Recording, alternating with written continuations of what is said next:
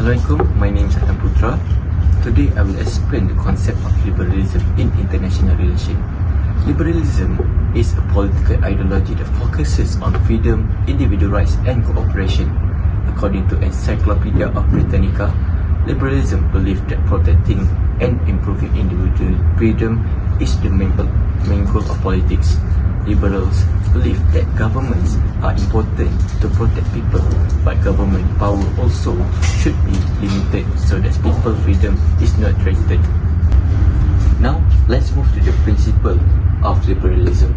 There are 5 main principles. The first one is individualism. Liberalism believes that every individual is important and has the right to achieve their own goals and ambitions. Society and government should protect these rights. Second is rationality. Liberals believe that people are able to think logically and make rational decisions. Because of this, problems and conflict can be solved through discussion and cooperation instead of violence. The third principle is liberty. This means people should have a personal freedom, such as freedom of speech, religion, and expression, without any unfair control from authority. And next is equality. Liberalism believes that all individuals are equal under the law and constitution and should have an equal rights, including access to education and also, as mentioned before, freedom of religion. Lastly is limited government. Although government is necessary to maintain order and protect its citizens, the power of government also should be limited and controlled to prevent abuse of power or any integrity issue.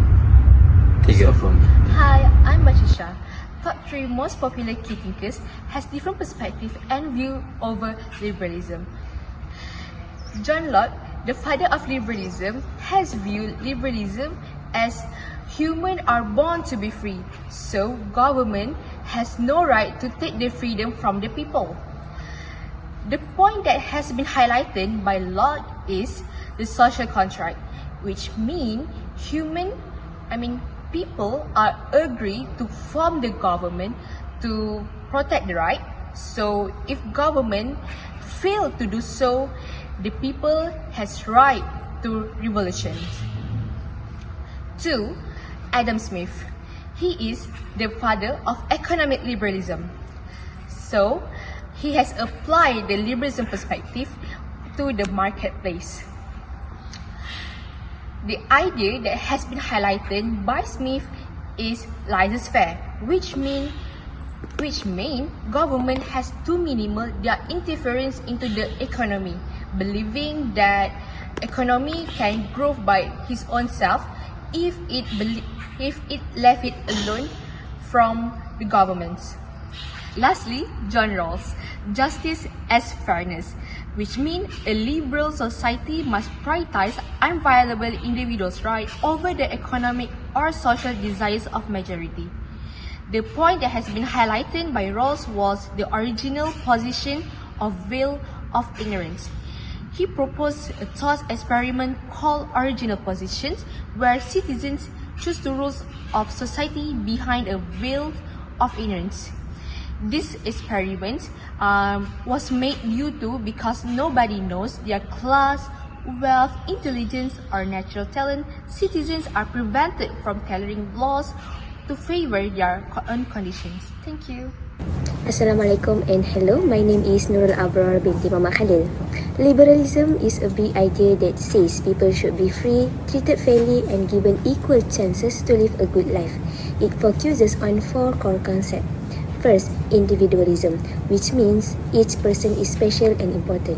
Second, freedom, which means people can think, speak and act without too many rules. Third, responsibility, which means people should take care of themselves and their choices. And fourth, justice, which means everyone should be treated fairly and equally. These ideas are used in many countries to make laws and systems that protect people's rights and help them grow. They also encourage cooperation, respect and trust between people, making society more peaceful and balanced, stated by Cannes 2026. In Malaysia, these ideas show up in everyday life and affect internal relations between the government and society. For example, individualism is sometimes limited when books or movies about identity and gender are banned, creating tension between citizens and authorities. Freedom is controlled by laws like the Communication and Multimedia Act (CMA), which makes it harder to speak openly online, leading to debates between civil groups and the state. Next, responsibility.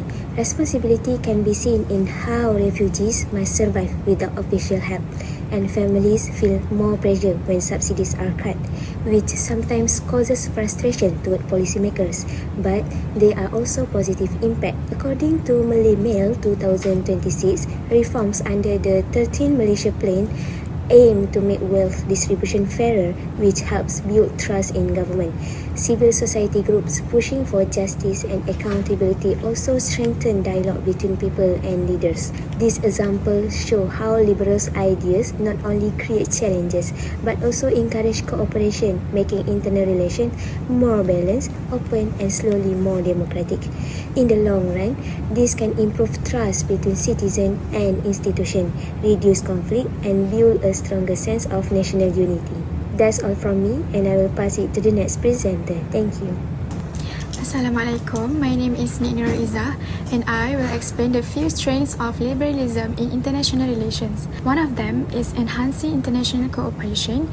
This cooperation is important in solving global issues such as climate change, pandemic and economic crisis because these problems cannot be solved by one country alone. For example, the role of international organizations like the United Nations actually could help countries discuss problems peacefully and maintain good international relationships. Now, I will move on to the second strength of liberalism in international relations, which is promoting peace in democratic states. Liberalism argues that democratic countries are less likely to go to war with each other because they share similar values such as freedom, equality, and respect for human rights. In democratic system, leaders are elected by people, so they are more accountable and less likely to make aggressive decisions that could harm their own citizens. So this can reduce the chance of conflict. Apart from that, one of the strengths of liberalism in international relations is encouraging economic interdependence. When countries trade and depend on each other economically, they are less likely to go to war. This is because conflict would harm both sides economically. Through global trade, investment, and globalization, countries become interconnected in terms of goods, service, and resources. And the final strengths of liberalism in international relations that can be identified is recognizing non-state actors. Liberalism does not only focus on states but also acknowledge the important role of non-state actors in global affairs. These include international organizations, non-governmental organizations (NGO), multinational corporations, and even individuals. For example, organizations like the United Nations and various NGO play a key role in humanitarian assistance and peace-building efforts. So, hi and Assalamualaikum. My name is Nur Nabila binti Muhammad Yusuf Tan. So, for today, I will explain the weaknesses of liberalism in international relations. First, liberalism is often criticized for neglecting the importance of power. According to Mahmoud in 2005, liberalism is seen as too idealistic because it assumes that countries are willing to cooperate peacefully. However, in reality, many states act based on the self-interest, national security, and political power. Classical liberalism focuses more on cooperation and conflict prevention rather than the struggle for power between nations. As a result, critics argue that liberalism does not fully reflect the realities of global politics. Next, another weakness is power asymmetries. Mohammed in 2024 explains that liberalism assumes international institutions allow equal participation among states. However, global politics is actually influenced by unequal power distribution, where stronger countries have greater influence in the decision making. For example, in the United Nations Security Council, permanent members hold veto power, allowing them to dominate important international decisions. This situation shows that international institutions may reinforce existing power hierarchies instead of promoting equality.